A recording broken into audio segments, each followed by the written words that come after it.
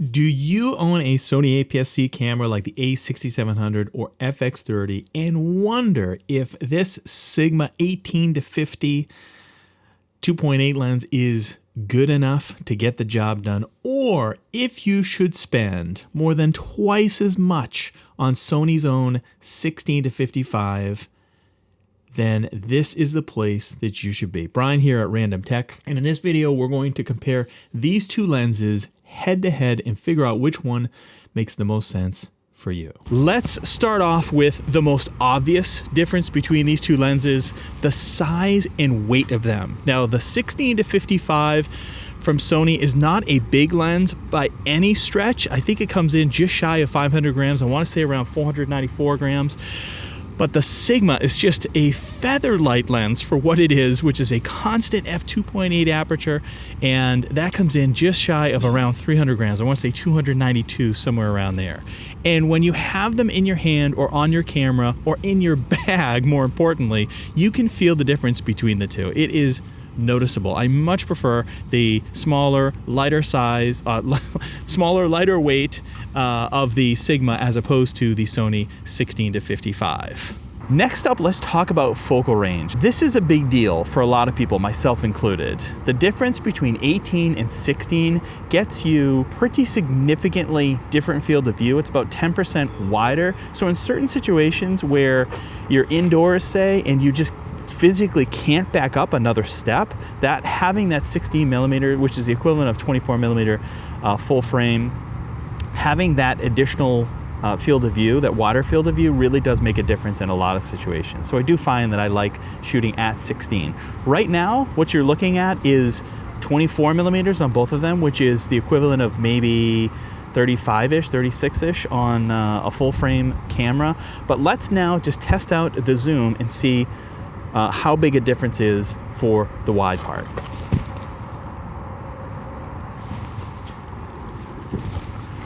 Okay, so on that side, I'm looking at that camera right now. That is the Sony, and that is at 16 millimeters. And on this side is the Sigma, and that is at 18 millimeters. So can you see a big difference between the two? I have them set up in tripods right now, and they are like right next to each other, same height, same distance to me and everything, and you can see, I think you can see that the 16 millimeter is quite a bit wider than the 18 millimeter. Let's now zoom into the other end. I think the differences here is a much less noticeable. It's 50 millimeters versus 55 millimeters. So let's zoom in and see what we got.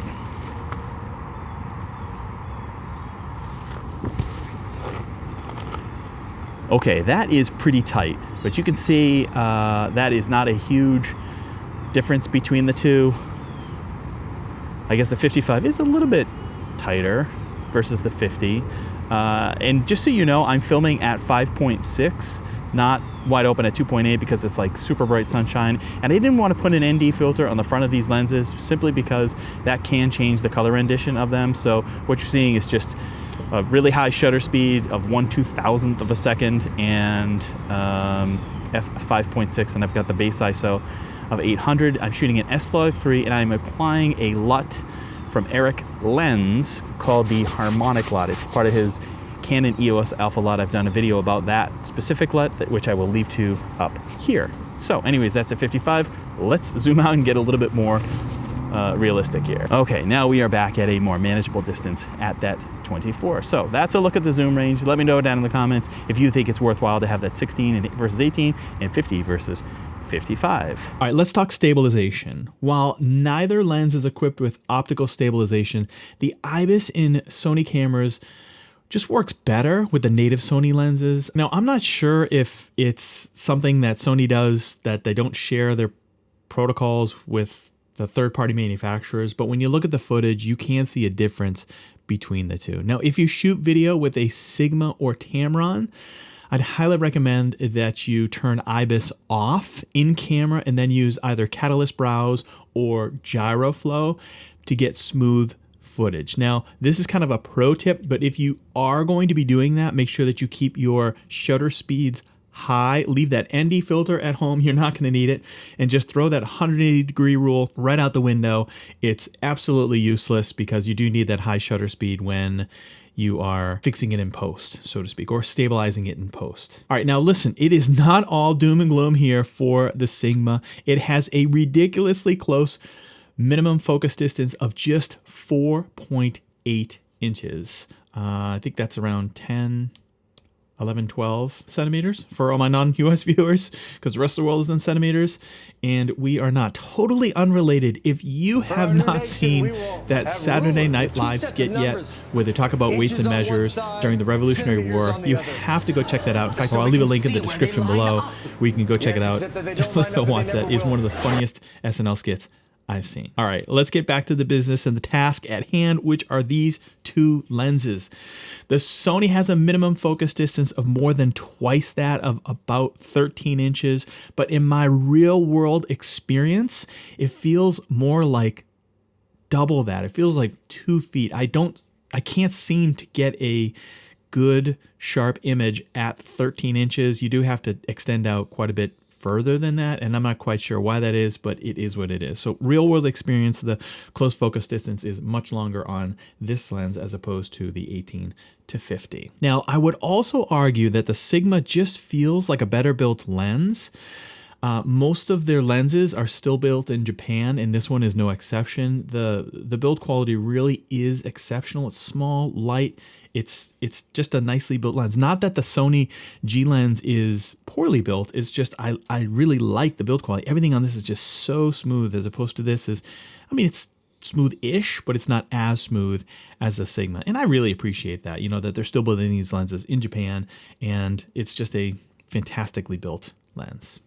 All right, let's talk autofocus for a second. There's really nothing to report here. Both lenses perform exactly as you would expect they would with a new Sony camera, and they are both excellent. All right, it is pixel peeping time.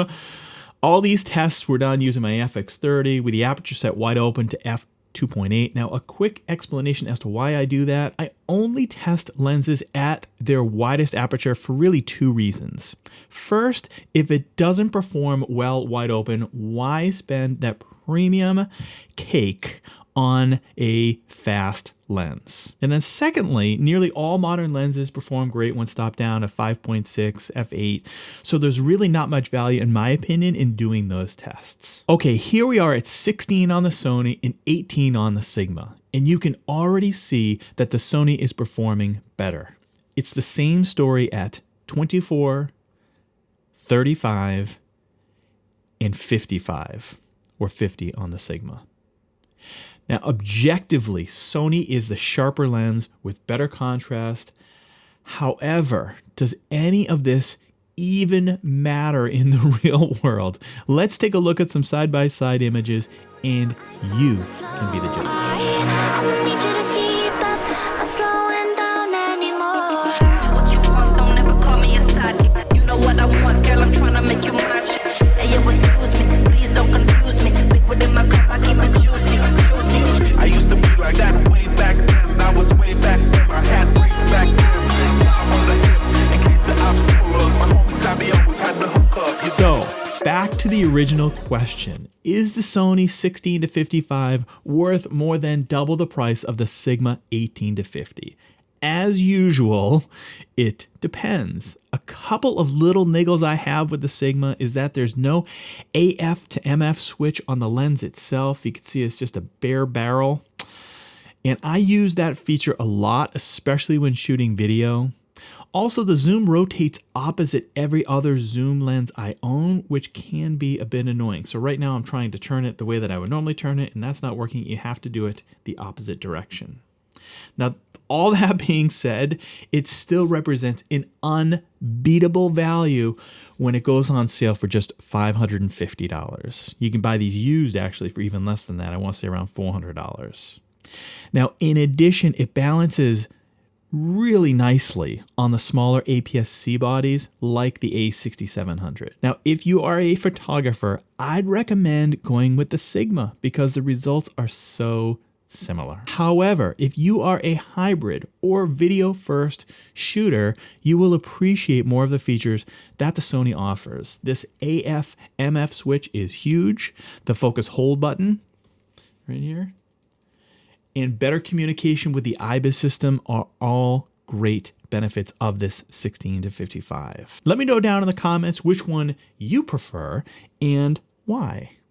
That's all I have for today. I appreciate you stopping by, and we will catch you in the next one. Take care.